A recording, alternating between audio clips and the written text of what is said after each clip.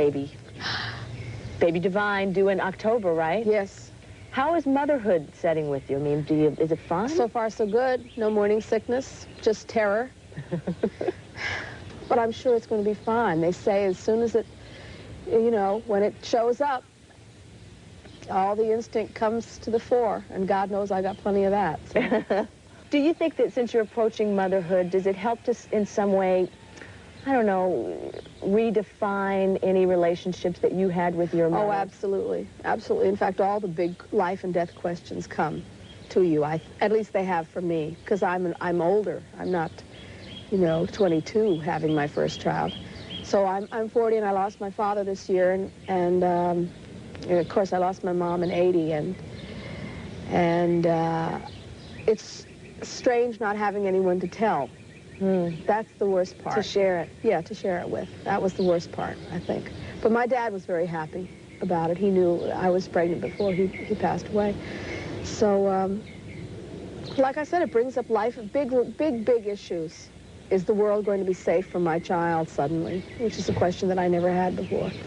Your child will be brought up in a much different environment than you were. Oh, no, it won't. How so? You were born in a poor neighborhood in Hawaii. We're moving. Moving on up. We're moving back down. There will be differences. My child, I'm not going to spoil my kid. I am not going to spoil my kid. My kid's going to have 3 toys. And one of them, my child, I want to give my child, I don't want to be Victorian about it, but I don't want too much input. You know, I don't want any television. I don't want any bad foods, junk foods. I don't want... And they say it's impossible nowadays, but I think I'm going to do the best I can. What will you take from your upbringing that you make sure and instill in this child?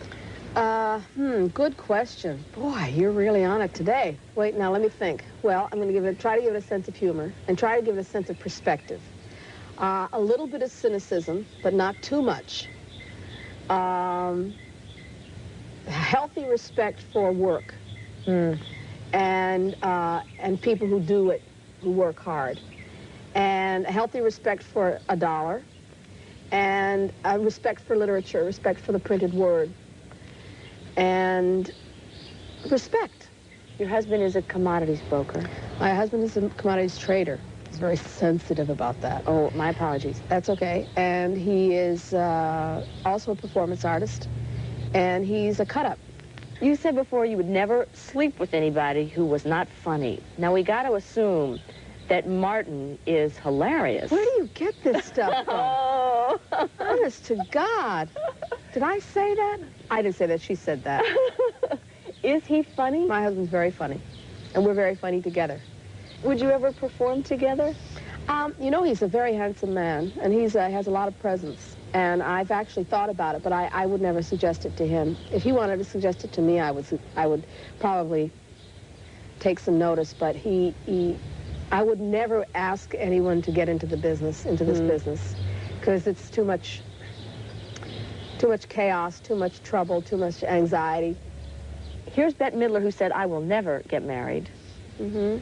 Obviously, a changed woman because of this marriage. I think it agrees with me, yeah. I think it agrees with me. I'm having a wonderful time. So's my husband. We're having fun. We're doing real well. We're both looking forward to this baby and to the rest of our lives.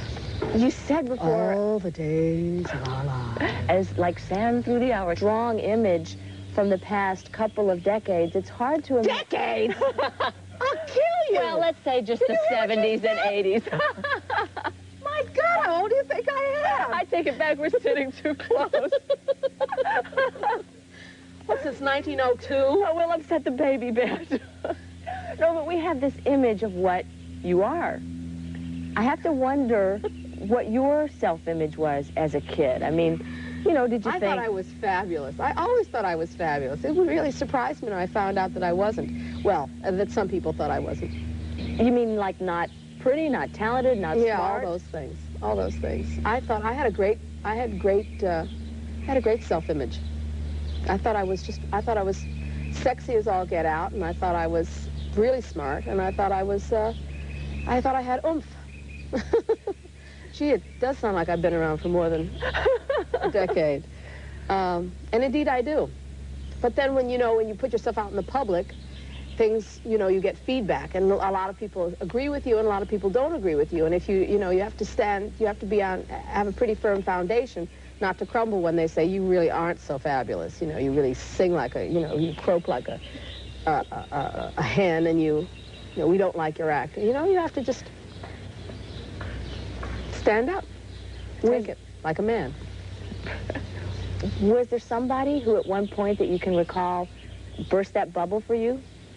I think it was John Landau, who was writing for the Rolling Stone at the time, and he manages Bruce Springsteen now, one of my favorites. He was the one who said I wasn't doing very well. On my second record, he sort of like put me in the toilet for a long time. When you read... But I bear a grudge.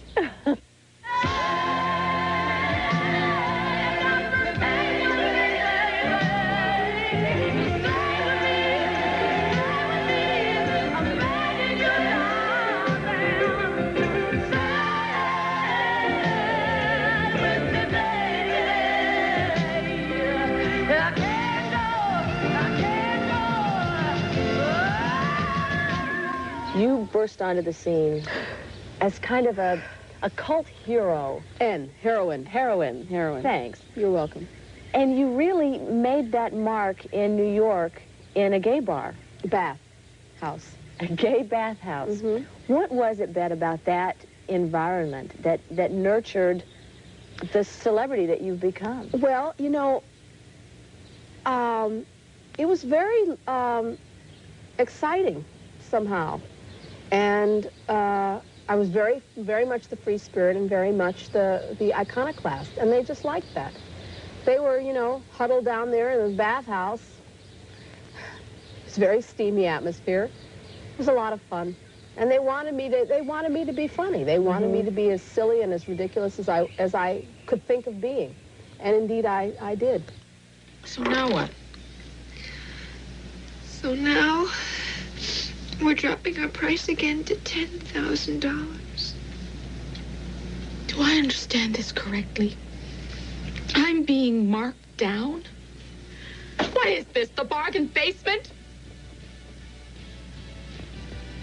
I've been kidnapped by Kmart. Let's talk about Ruthless People. Let's. All right. Barbara Stone is not your most appealing kind of lady. I mean, she's loud, she's obnoxious. She's vulgar. She's overweight. Crass, she's fat. So, why? Well, because I couldn't really resist the part. She doesn't stay that way forever. She does change. She does get nice. And very slim. And slim. And I like the fact that she changed. Most actresses, when they read a part, they want to see how does the character grow. And indeed, that character, she doesn't grow, she diminishes. But I know she's odd. I know she's not the nicest person in the world, but she put my name on the map. Indeed. You are terrific in Ruthless People. Thank you. We wish you so much luck with the baby. Thank you, Lisa. And thanks for talking with us. Thank you.